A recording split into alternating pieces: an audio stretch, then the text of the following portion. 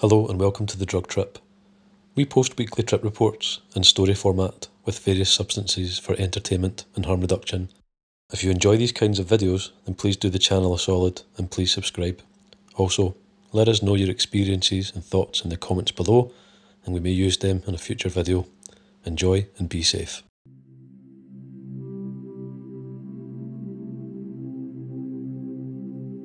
It pretty much started while I was in high school. A good friend of mine and myself would spend all day dismissing our regular studies and study mostly on ancient herbs and assorted ethnobotanicals.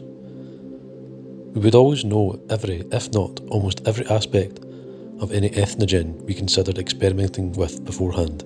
This was of great importance to me. I would rather be smart about doing anything than take a chance and be dead. Anyway, Datura was a touchy subject that I thought about doing someday, but wasn't in any kind of rush, not to mention that my grandfather strongly recommended that I never take it, unless her spirit wishes it in my best interests.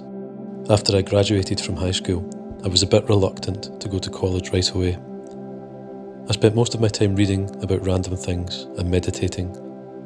This is when I started my walk in life with Her Majesty.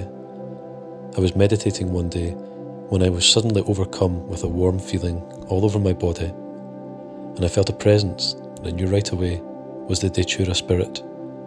She had come to me at last. For some reason, I just knew that she was telling me that through her I would find the answer to the questions I had been meditating on. I was living in a small town, East Texas, at the time. There were literally hundreds of Daturas around where I lived, so I quickly went to a wooded area a few blocks from my house where I had seen a beautiful angel's trumpet shrub which I had kept an eye on for quite some time.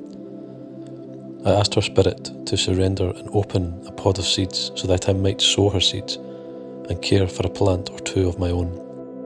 Months had passed and turned into a year since I planted my seeds, and I was anxious as hell to finally taste my child and bear witness to her divine secrets. I had taken much patience and took great care of my now overly fruitful plant. Every night I would pray for it and speak with it and meditate on it. I finally decided that it was time. I took 3 flowers which were not fully blossomed and 2 leaves. I then invited my friend over to sit with me for a while and spend time with the spirits. He was reluctant to do so, but came over anyway to ensure my safety. I boiled only 2 flowers and 1 leaf. After letting the now greenish liquid cool for a while, I decided the only way to drink this tonic was with the help of some mellow tunes playing in the background. I didn't have any mellow tunes, however, so I sprung for the next greatest thing since sliced bread, Mr. Bungle. I put the CD on repeat and consumed my beverage. Being is how I've consumed many crude ethnobotanical teas in my day: Syrian rue, Ageria nervosa, Banisteriopsis, and many more. I'm not exactly one to ask if it tastes good or not. It surely doesn't taste like anything that should be allowed in the market, that's for sure. Within 35 minutes, I'm beginning to feel very light-headed, kind of like when I stand up too fast and can lose touch for a while. My mouth is extremely dry, and it's hard to quench my thirst, so I decide to lay down on the floor, facing my plant with closed eyes. With the bungle still raging on, I start to drift off, and find myself entering into a dreamlike state full of majestic landscape and bright scenery. I was drifting along, losing all touch with reality, speaking to the animals that I passed by, and they would speak back. It was incredible. I felt at one with Mother Nature and never wanted to leave this world that I was in. I completely forgot my friend was there until he shouted, "Are you okay? You've been laying there, not moving, for like 3 hours." That was impossible. It only seemed like 5 minutes.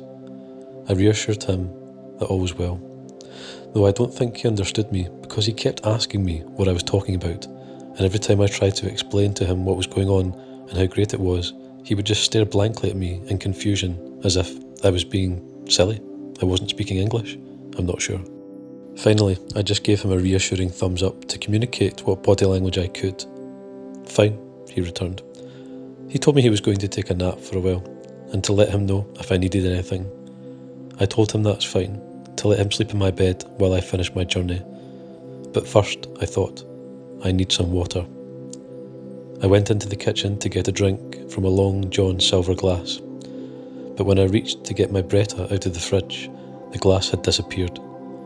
Then when I looked back at the fridge, it wasn't the fridge at all. I was opening my medicine cabinet. This made me giggle so much that I almost pissed myself. Thank goodness I was already in the bathroom. After I took a piss, I went back into the den to lay on the couch for a while. To my surprise, I came into a full house. Most of my friends, it seems, invited themselves to a party at my house that I didn't even know was happening. That didn't bother me though.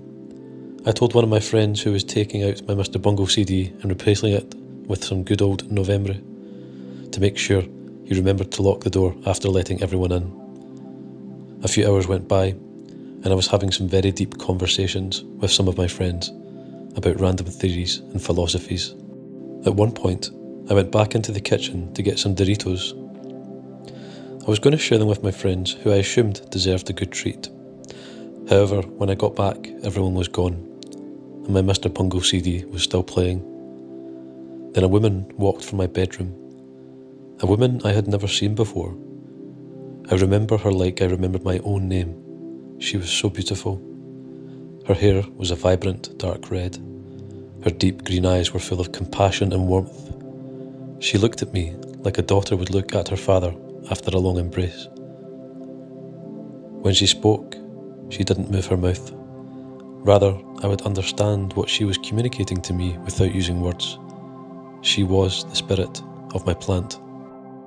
She expressed gratitude for caring for her and helping her grow all this time. In that moment, I felt like I was loved unconditionally. No matter how alone I felt, she would always love me. I was her father, and she was my daughter. I don't remember much more of that night. I woke up the next day at around 11 p.m. My friend was gone. I talked to him later on the following day and told him what I had experienced, and he asked me if he was still my daughter. Dumbfounded, I asked him what he was talking about. He told me that he came to check on me because I kept on yelling something about how there is no such thing as rain, and I would keep running back and forth through the house with a bag of Doritos which had been opened from the bottom, and the chips fell out onto the floor and were infinitely trampled. Then he said when he came in my room, I looked at him and started to tear up and kept mumbling something like, "My daughter, you're my daughter." This made me laugh so hard that I almost pissed myself again. And yeah, I had also written all over my walls with many coloured crayons, with some kind of symbology that I had never seen before. Anyway, this was the first of many wonderful Datura experiences. I'm glad I found a bond of love with this plant and her spirit. She has never betrayed me, nor I her. One time I was with her all by myself, and I almost walked onto a busy interstate, and if it wasn't for some road construction guys there to save my neck, I could have been squashed. Take care and respect Mother Earth.